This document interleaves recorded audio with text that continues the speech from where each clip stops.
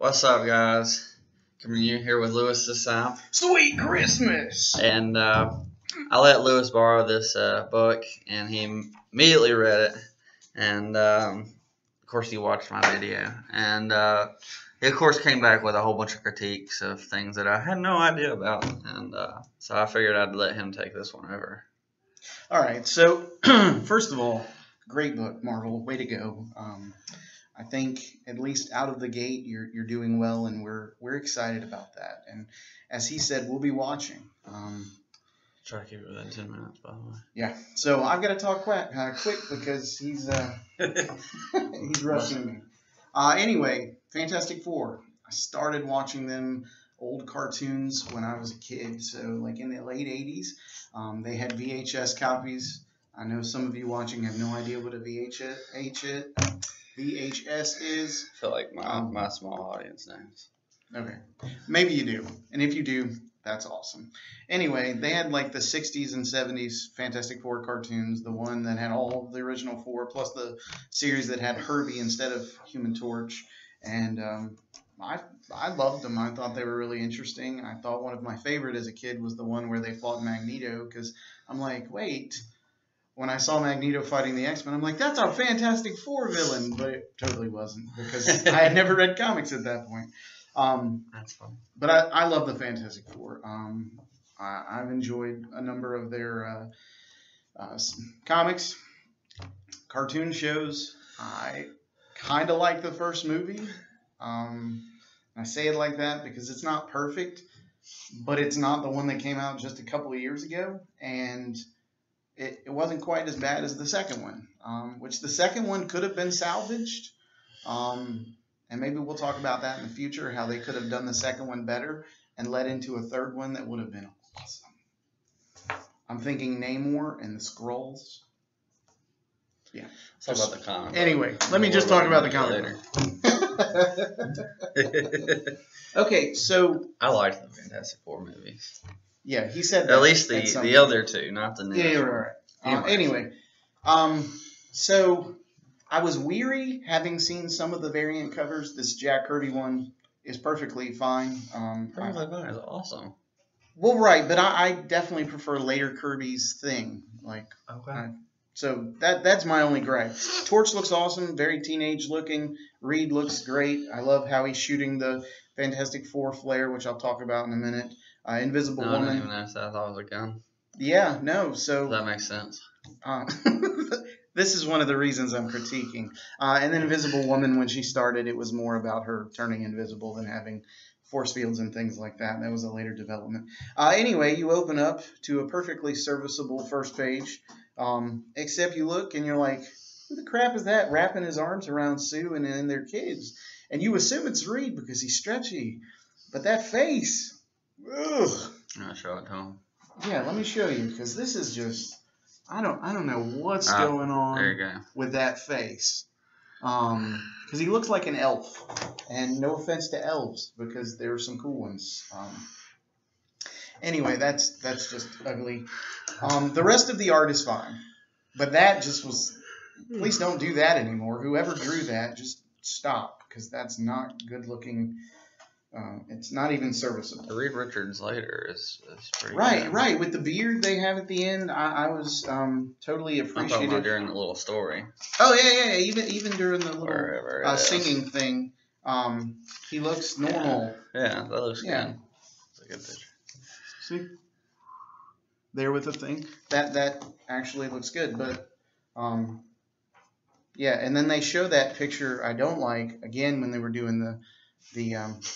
Anyway, Jonathan didn't like them. This guy didn't like Johnny Storm at the baseball game. I think that's perfectly in character. He's totally a New Yorker. He's into the Mets. That makes perfect sense for me. It wasn't that long. It was just boring. He didn't know who Wyatt Wingfoot is. No. And I'm not saying you have to know who Wyatt Wingfoot is, but if you're going to do a video on it, just take a minute and look him up. Same thing with Jennifer Walters. I mean, really. A simple Google search would have told you she's the She-Hulk. Yeah. Well, I know about the She-Hulk somewhat, but just never really. There's a Fantastic Four flare that says Fantastic Four in the sky. See that? Boom. Yeah. I have never seen a Fantastic Four flare that ever looked like that. It's always a giant number 4, which he spoke about at the end of the book, which makes perfect sense. So I'm not even sure what Johnny was getting all excited about, because I can't remember a single time they've used a giant written out Fantastic Four for the flare. It's always been a giant number 4 in the sky. So not really sure about that. The little touches, though, were really nice. I definitely like the stuff with Alicia and Ben. I really dug on the way that I did like when the torch was flying by. Everybody was yelling at him, because that's very Fantastic Four. Very New York. Yeah, very New York. One thing I'll say real quick, because I got to talk fast. So this is going to be kind of jumbled, and that's my style. At the beginning, they tell us that they're a family, right? They show this picture of them being a family. All right, you told us, now show us. Because so often, the biggest problem that I have with Fantastic Four comics is they want us to buy that idea, but they don't want to show that idea as well.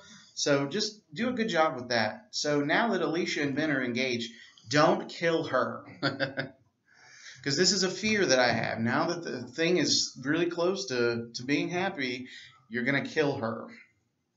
And don't kill any of the Fantastic Four. I don't care what kind of big event you got, Marvel. Stop. I'm tired of this. Let's have a Fantastic Four that we can be thankful for. Because right now, I love that they have the Yancey Street gang in there. I didn't know who they were. Yeah, they're the eternal thorn in Ben Grimm's side. Also, I think it's been pretty well established Ben is Jewish, so let's not have him dropping things like oi. If that's not been his character, let's not do it just to show he's Jewish, okay? Because we don't need that. I don't mind him being Jewish. I thought it was really cool that I found out he was bar mitzvahed. I thought that was really cool. I thought it was cool when he said the Shema over his friend Shecky when he got injured in a fight. I thought that was cool. Don't go overboard, though, with stupid cliches, okay? I love the page where the news people were talking to the various former members of the Fantastic Four. He thought they were just sort of related, but these were people. Well, when I said that, I knew that they had been in the Fantastic Four at some time, because you've told me that. And they were all on the variant covers, the people who'd been in the Fantastic Four before. I just didn't know who Crystal or Jennifer Walters were. Yeah. Crystal's important. Marvel has downplayed that in more recent years. But the fact that she's there is encouraging. Maybe she'll come back to prominence. Former Avenger, former Fantastic Four member, former Human Torch love interest, former Quicksilver love interest. She's related to a lot of different series, and so I think there's a lot they could do with that. I love the flirting between She-Hulk and Wyatt Wingfoot, because they used to be in a relationship. I love that the Thing takes Shecky as a confidant, tells him this really cool story with a lot of funniness, like humor. I thought that was great. Sue being unwilling to acknowledge Johnny as the better singer, I thought was hilarious. I did enjoy Because that. everybody is against her, and she's like indignant. And then she's even a little sour about it, saying, Wait, really, John? fine. And I'm like, that's perfect sibling rivalry kind of thing, while at the same time, I loved, when Reed is explaining to Ben, as he so often does, why this makes sense when you're like... Oh, it makes perfect sense. And I love that he's stretching over to think, like, no, buddy, it actually makes perfect sense. Right. So Reed Richards. Perfect Fantastic Four kind of moment where he's using a lot of big language, and it's hilarious that Astronomica interrupts him.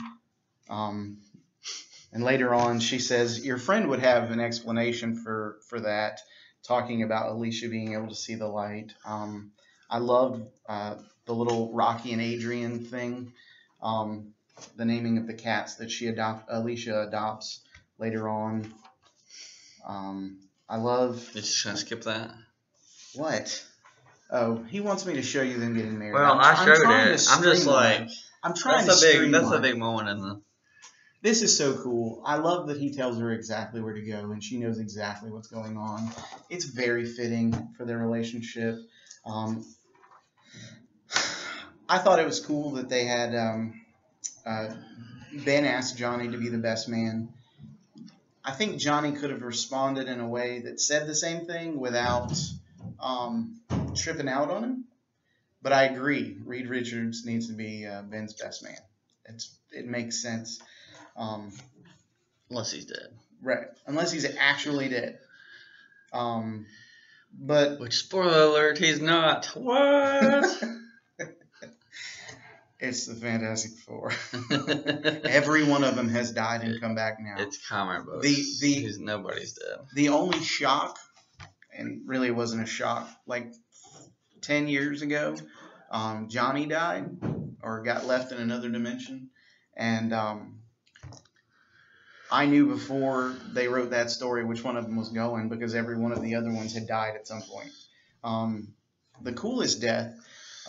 the two coolest deaths was the one Reed died with Doom, which he didn't really die, back in the 90s, and then the one where Ben died and met Jack Kirby, a.k.a.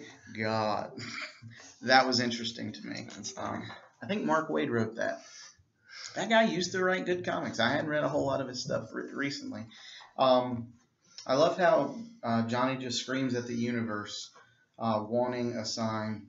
And he's willing to accept that maybe they're gone. And then just about that time, Reed's like, let's show a sign. And it's a perfect way to end the first issue. I love the Luke Cage. Yeah, Sweet Christmas. That's Sweet why I said that. Christmas. Yeah, so I thought that was a perfect way to end the first issue. I had said that other guy looked like Stanley, but I guess that was his caretaker. Right. So let's just be honest. If you're going to do a Fantastic Four and show a shocked world, You've got to have. why couldn't you have made, like, I understand that this is probably supposed to be Shecky, but why didn't you make this Stanley and then Jack Kirby sitting on the bench next to him? How would that have not been the perfect tribute for 50-something years of Fantastic Four? Like, I don't understand how you don't do that. Yeah. Especially since they've been, Lee has been in the movie so much. Yeah. That'd be really great. I mean, DC doesn't have anything like that. I'm just going to go ahead and tell you, Marvel, if George Lucas can go and change things about Star Wars 20, 30 years later, when you guys make this into a trade, change that picture to Stanley and Jack Kirby. Nah, you don't want to do that. Fantastic Four would not be Fantastic Four without the greatest villain of all time, Doctor Doom. So there's a nice little Doctor Doom story at the end, and I'm not going to spend a whole lot of time with this, other than to say the last note of the story is absolutely perfect. And Doom, gets this girl to rise up in revolt toward the powers that be, and then Doom's like, "Stop! I got this." And he's like, "It's gonna happen. It's gonna happen by my hand alone."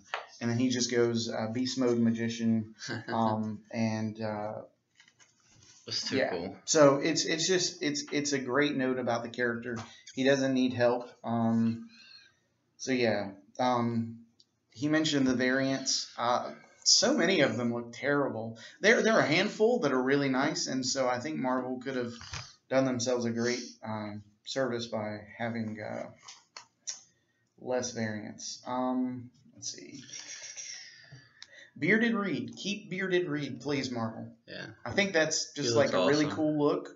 And I don't mind later down the line if you want to take it away. Let's see. I'm hoping the kids start playing a part into the Fantastic Four. Yeah.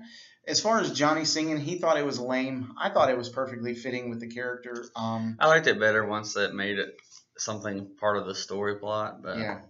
With regard to that, if you don't want Johnny to be like this super old dude or listen to old music that might be lame, just realize that at any given moment, if I hear something that my parents listened to when I was a kid and I vaguely learned the lyrics to, I could start belting it out just like anybody else. If it were, I think of like George Jones. He's a country singer. He had a song called White Lightning. Ooh, White Lightning, or whatever. You know, if you start playing music you remember from a kid, that's just how it works. Let's see. I thought the jokes were fine. They weren't too heavy-handed. I've already mentioned the signal flare. Okay, so the theme. I'm just going to go ahead and tell you. The theme of this issue, as far as I can tell, is home. And the Fantastic Four are home for Marvel. So Marvel, if you're coming home, we'll gladly welcome you back. This was a serviceable start in the right direction. Keep it coming because we're interested. We're watching.